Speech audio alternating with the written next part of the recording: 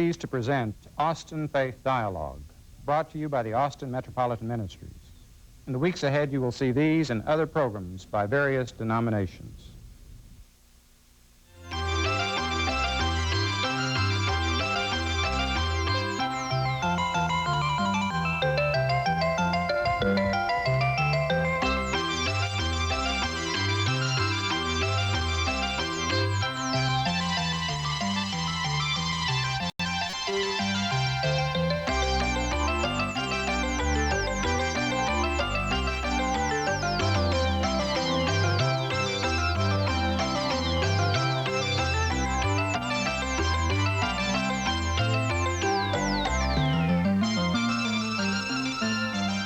Austin Faith Dialogue, a public affairs program at the crossroads of religion and life, a series highlighting the cultural and social interaction between the worshiping and religious communities in and around the capital city. Austin Faith Dialogue is brought to you by the Austin Metropolitan Ministries in cooperation with KTVC. Join us now in Austin Faith Dialogue. Welcome. You've heard the jokes about the new preacher who has come to his congregation. Well, today on Austin Faith Dialogue, we're going to talk to some preachers, worship leaders. Every congregational community of the Jewish faith, the Muslim faith, the Christian faith needs to have one who has been designated as a leader, and we use a variety of terms to designate those individuals. I'd like you to meet a couple of those individuals who are leading congregational communities. Reverend Lee Bowman is at Westlake Hills Presbyterian, and she's going to talk about a number of realities that happen to a pastor, a female pastor. And Reverend John Stanley. John is at Highland Park Baptist, right? Yeah, I almost got it right. Highland Park Baptist. We're glad to have Lee and John with us on Austin Faith Dialogue. You're new to the community and new to your congregations, and we talked a little bit about what it means to make a move. Lee, you came because your husband's a professor at UT, right, and you were 8 months pregnant, and how did you go about getting into a parish setting? You were trained at the seminary. You were ordained, is that correct? Right. I was not ordained. In the Presbyterian Church, it's a little bit of a catch-22. You can't be ordained until you're called, and you can't be called until you're ready to be ordained. So it's a very narrow window of time. So how'd you go about doing that? How did you get on over there at Westlake Hills Presbyterian? When we came to Austin, I went to see the executive presbyter, Bob Freer, who actually has his offices in San Antonio, just to let him know I was in the area. And he told me of 3 churches that I could go visit, none of which was conducting a full-fledged search at the time. So it was an interesting early experience in Austin. Were you excited? Were you nervous? You were a mother. You had family responsibilities. Did you really want to get into ministry? Oh, I was excited. This has been a long time coming. So I was excited finally to have the chance. You had been in seminary, then you moved here, a lot of changes. You know that stress line, you had lots of stress upon you. We were off the charts, that's right. And then you found this place where you were going to be pastor. You have a staff ministry, I understand, at Westlake Hills. Yes. Tell me a little bit about where you were going to be in that staff ministry. I am associate pastor for congregational care at Westlake, and what that means is that I do pastoral care within the life of the congregation. What that amounts to is I do some counseling, talk to folks in our congregation. My primary way of helping them, I think, is to help them by referring them to honest-to-goodness counselors, people who have more expertise and more ability than I do in that particular area. So it's a little bit of a ticklish situation. I want to listen to them and help them sort out a plan of action, but I don't want them to uncork so much with me that they will feel they don't need to see a professional. Yeah, they get bonded to you rather than being pointed in direction. That's right. I want to come back a little bit more about what you experienced when you came new to the congregation, and maybe some of the humorous parts of it, but also some of the challenges that you had.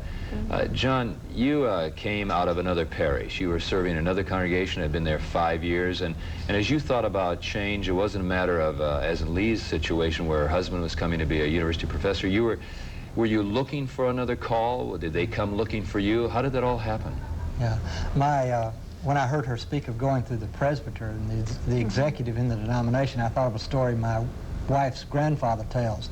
He is Methodist, and he always says that Methodist pastors are appointed and Baptists steal their preachers. And so...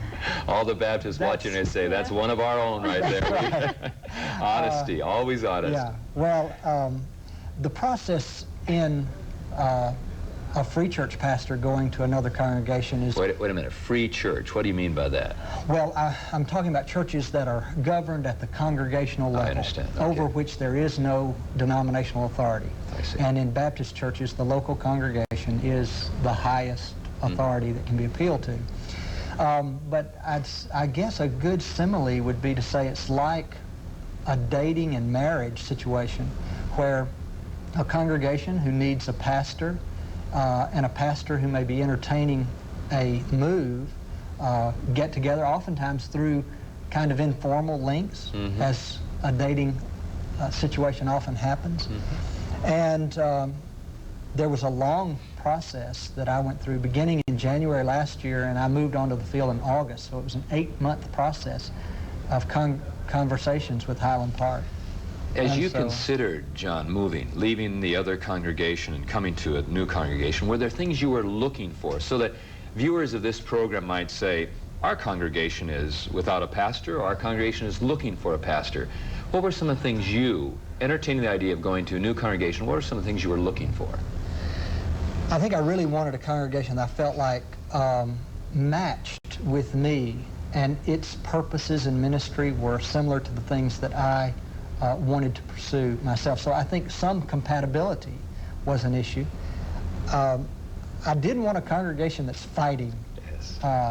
And so one of the things that my antenna went up very quickly about was, is this a congregation in which there's a lot of conflict right now? I think churches have pain over conflict with ministers, but ministers don't want to jump into a congregation that has a lot of conflict either.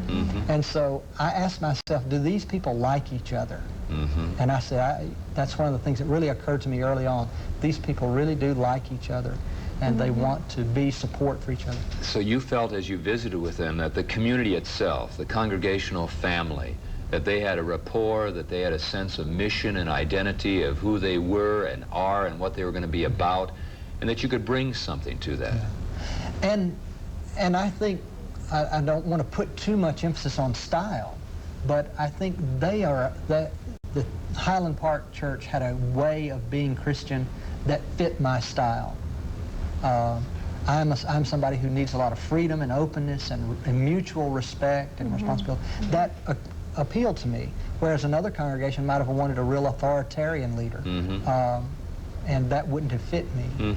So congregations, as they look around for a leader, need to be looking at themselves also, as well as looking at the person they are going to call. How about when you, Lee, looked around after you'd received these 3 congregations, and did this one kind of fit your idea of what you might want to do and where you'd want to share your ministry? Well, it frankly was also new to me. I wasn't sure exactly what I was looking for. Westlake, in the Presbyterian tradition, we have a church information form that is very much what John's talking about. It describes the congregation, and I in turn filled out a personal information form, which I was able to describe some of my gifts and some of the things I was looking for. So the matching process went at that level to that point. One of the fun things that happened shortly after I had been at Westlake, Gary Dennis, who was then the senior pastor, asked me if I had a robe to wear on Sunday morning. Well, yes, I said. So I pulled out this large Geneva gown, which has never quite been me. I feel a little bit like Kate Smith when I sit down and get lost in the folds of this large black robe. Finally, I asked Gary if that was really an article of faith in the Presbyterian Church. Did I need a Geneva gown to be authentic? And he thought about it for a while and didn't really give me an answer. He said, well, what are your objections? And I said, well, it's masculine, and I just wanted to know if maybe there were other options that I could pursue. He thought about it and finally preached a sermon from Corinthians about letting us use our own gifts, and couldn't we let Lee be a woman and bring the gifts that she has to us? So now I wear an alb. And when he was done the sermon, the congregation all applauded and said, yes, we'll let Lee be a woman. Well, they've been wonderful. I am very blessed to be at Westlake Talk Hills. about that, your family and making the decision, 2 small children, husband who's a professional, making the decision to go into ministry, sharing your time in a demanding schedule. I think the only way I could do it is having a husband who is not only supportive but flexible about his time. Dave has always been just wonderfully supportive, and the children are as well. It probably helps that I started seminary pregnant with Kate and ended pregnant with Will, so they really haven't known much different in their lives.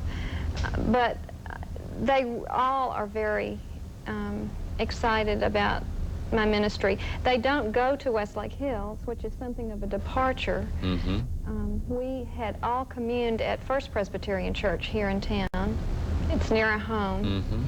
And the children felt very comfortable there. Dave was an officer in the church, and so when I received the call to Westlake Hills, they decided to stay there. What do you think a woman pastor could bring to a congregation? There are faith communities where women are not ordained, where women do not have a place in being an officer of the congregation, and certainly that's the freedom they have in their congregational structure. But what do you believe that a woman pastor might bring to a congregational community?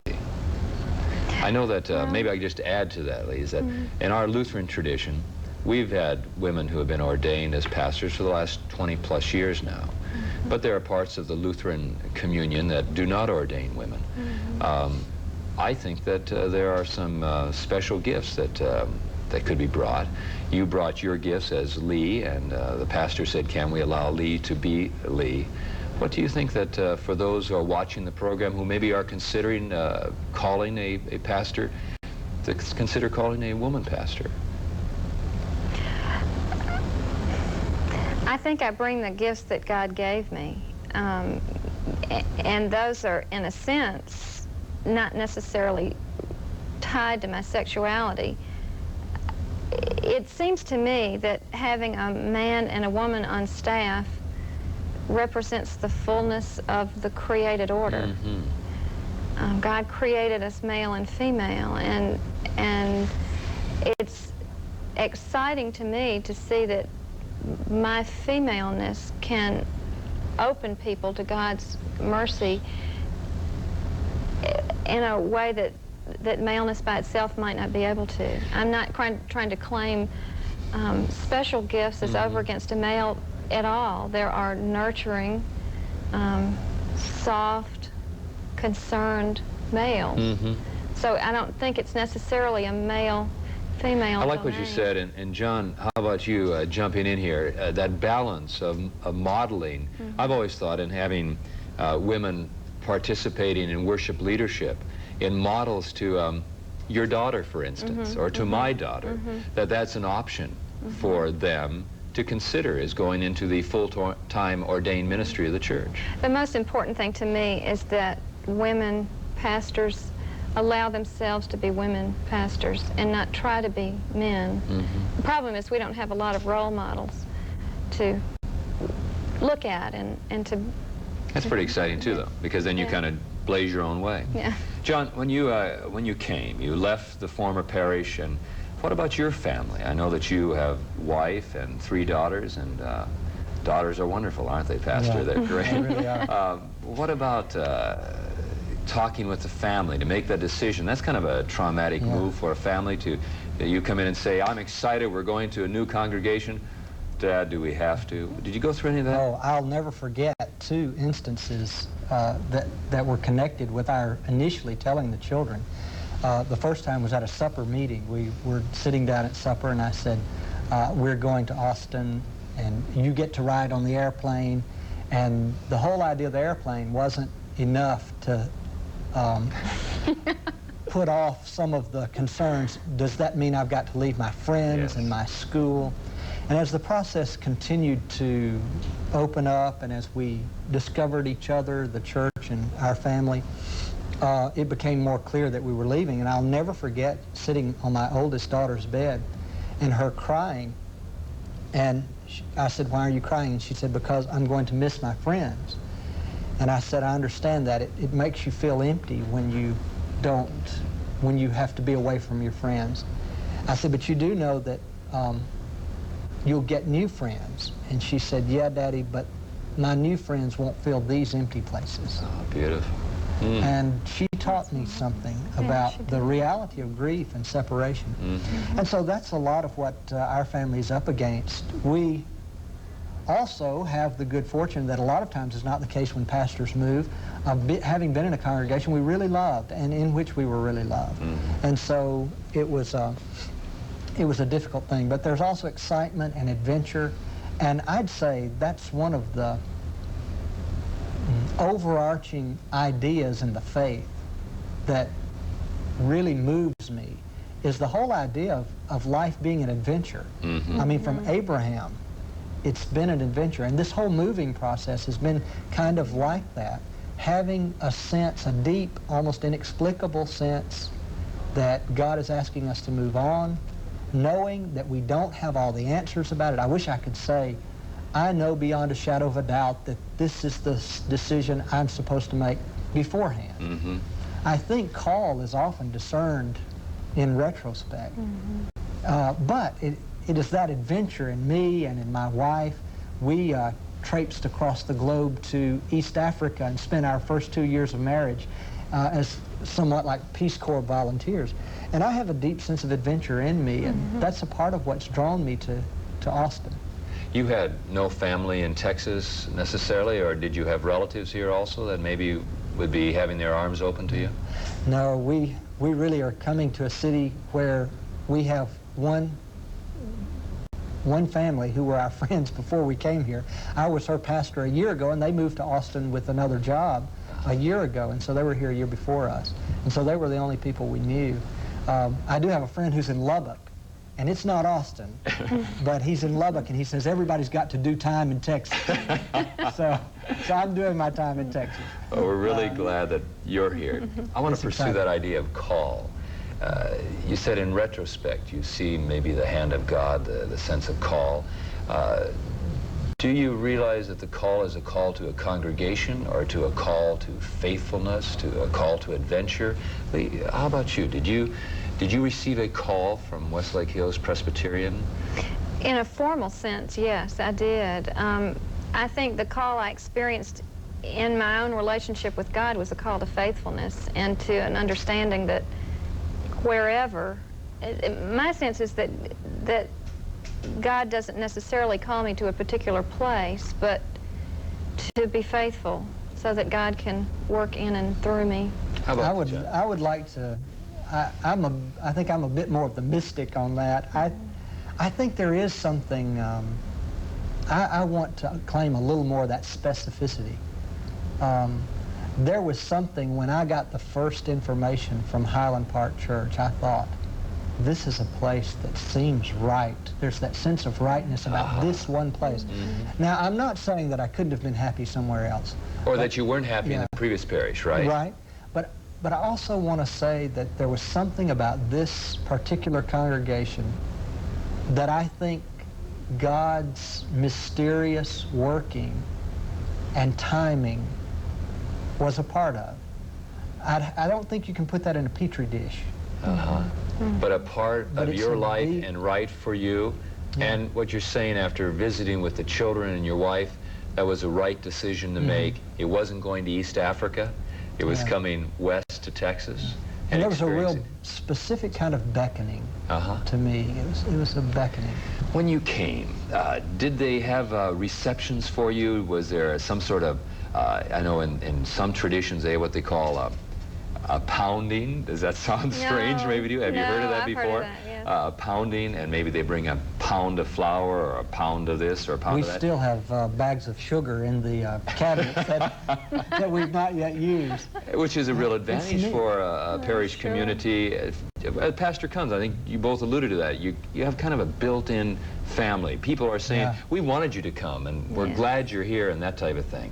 What were some of the new experiences you had when you came into the congregation? Or some of the feelings of maybe newness in liturgy and worship, or that the congregation can realize because they've been doing this liturgy or this worship and it may be new to you, or maybe newness in schedule from where you'd been? Lee, pretty much of a change for you going from mother and wife to a schedule. Were there some changes there, that newness that congregational members could be aware of when a new pastor comes into their midst? My congregation has been really respectful of my dual role as mother and pastor, and really very loving, and not trying to load on the responsibilities in a scary sort of way. But I think, you know, it took me 8 years to get my courage up to go to seminary because of the church that I grew up in, and so I'm not in a tearing hurry for them to just accept me hook, line, and sinker. I think I need to earn their respect, and I'm glad to be able to try to do that. Let's pursue that. The congregation you grew up in did not have women pastors, is that correct? No, no, and thinks it's a pretty bad idea. They still do. Have you been back to missionize them? No, but they just left our denomination, and that was one of the big reasons that they did. What about this congregation? Have they had any women pastors before? No, I'm the first. All right. And they have just been extraordinarily wonderful, very loving. So it was exciting, it was scary. How is it now after having been there for a while? What are you feeling as you go through your pastoral responsibilities now? I feel a real sense of mission in the church, a real sense of belonging. One of the wonderful things I think about serving in a church is that while we are able to make our imprint on the church, there's a real sense in which the church loves all the rough edges off of us. You bet. I think it would be audacious at the least to think that we are the ones that blaze trails in the church. It's a very reciprocal arrangement. Appreciate and that's wonderful, I think. For me, I have a lot of richness to learn. We call that, in my tradition, the communion of saints. Yeah. You know, that's the right. priesthood of all believers. That's right, shared ministry. That shared ministry that goes on, and oftentimes they're not even aware of how they are doing that. Yeah. John, you said that schedule was one of the things that struck you when you came to the congregation, that the schedule you had in the previous congregation was maybe different than the schedule you'd have here, a different size congregation. Yeah. Could you speak to that? The congregation, Highland Park, is a great deal larger than the congregation that I was serving. It's a great deal older in its constituency is older. And I found that I'm still finding that that's one of the big adjustments that I'm having to make, how to get done all the things that need to be done or they're used to having done in a week's time. You're doing pastoral care, and I'm finding that the pastoral care load at Highland Park is a good deal heavier than it was before. Going to the hospital, I had 5 funerals in 4 weeks here recently, and that's brand new on the block, you know. And just adjusting to that, kind of getting comfortable with a sermon preparation regimen, getting those articles out and written assignments out, and learning their schedule and respecting their schedule.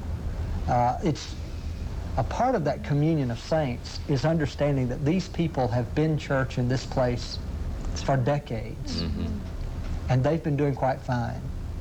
And conveying to them how much I appreciate the way they've been doing church, and respecting that schedule and respecting their way of being church in the world. Do you feel some sense of pressure that they have been doing the work of a faith community prior to your arrival and doing it faithfully and well, and that there is an agenda and they have expectations for you, and to work through those expectations with them? Is that a reality for, well, let's throw it to Lee. Is that something you have to deal with, the fact that the ministry has been going on before you and that there are those expectations they have and maybe the expectations you have also?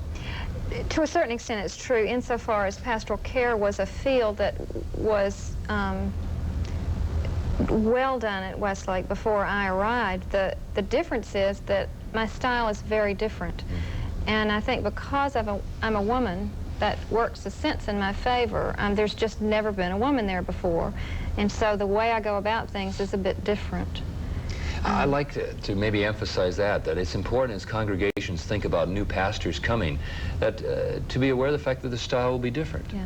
And that your style, you're upfront and honest. My style is going to be different than the style that's done before. And also, John, I think for you, maybe a smaller congregation, going to a larger congregation, you were used to a great deal of freedom maybe in a smaller congregation. Are you able to call out to them that I love what you've been doing and I'm going to ask you to do even more of that, but I also need my freedom?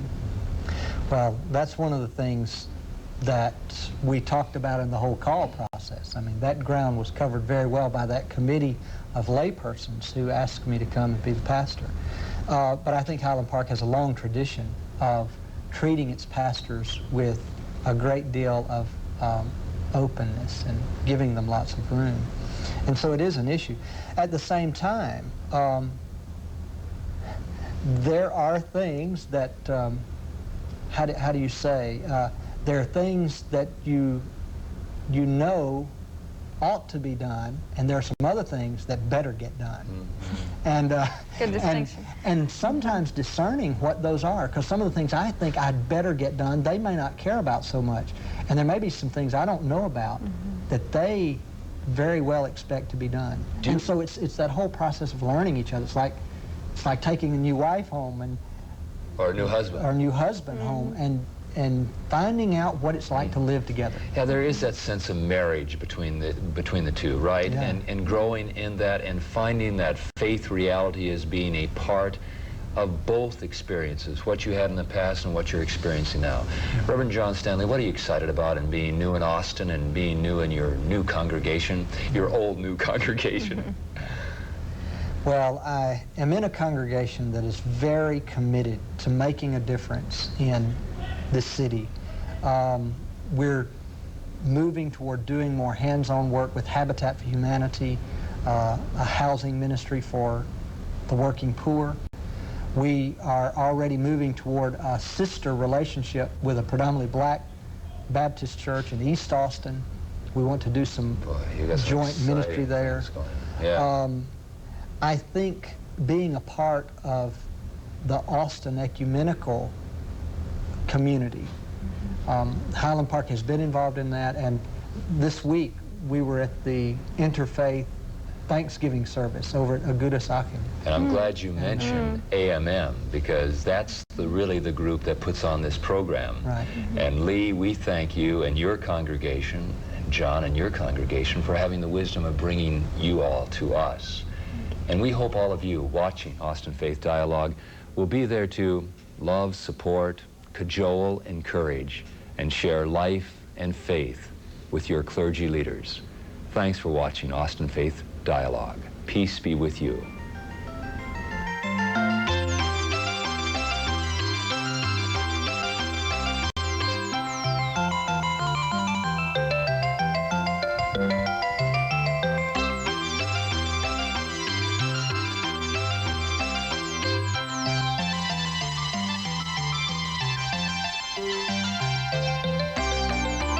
For more information, call Austin Metropolitan Ministries at 472-7627.